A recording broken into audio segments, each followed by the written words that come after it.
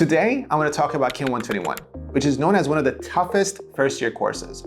A lot of students struggle not because they're not smart, but because this course is very different from what they're used to in high school.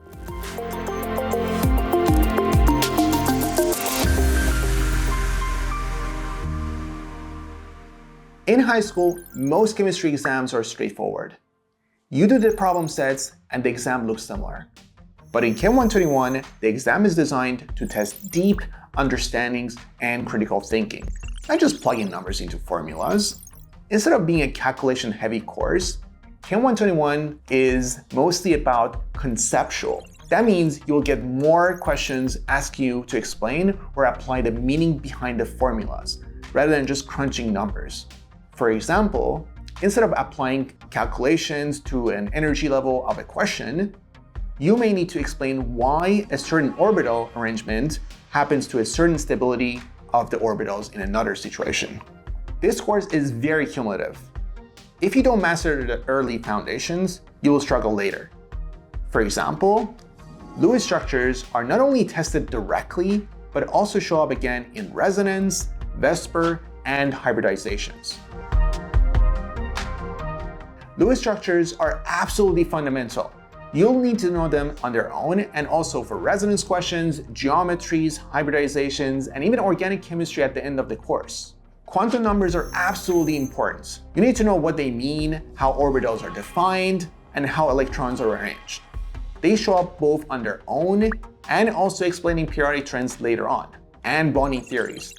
Valence bond theory and molecular orbital theory are key. They not only explain bonding in Chem 121, but also prepare you for the second semester for organic chemistry. Notice how everything is tied together. Lewis structures, quantum numbers, bonding theories. It's a web of interconnected concepts. Just because you can solve a problem set doesn't mean you'll ace the exam. The exam questions are similar, but not the same. They test whether you understand the concepts deeply enough to apply in a new way. Every exam has a few easy questions, but also 2 or 3 tough ones, conceptual ones. You need to do the easy ones quickly enough so you can save time for those tough ones. Students sometimes focus only on the new material and neglecting the earlier topics. But remember, Chem 121 is a cumulative course, and you need to focus on everything.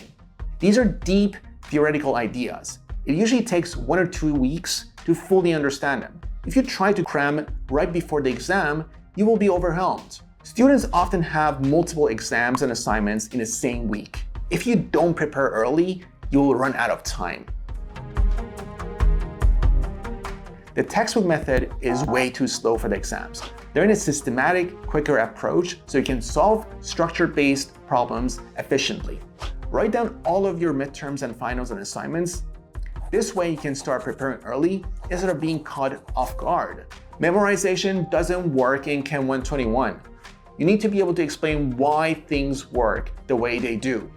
The toughest exam questions are indirect and they test your ability to connect ideas, not repeat a process. Chem 121 is tough because it's a cumulative, conceptually heavy course. You can't just memorize concepts and expect to do well. If you master the foundations and manage your time well and study consistently, you can absolutely succeed. If you're taking Chem 121 and want some structured weekly help, that's what I provide in my tutoring sessions.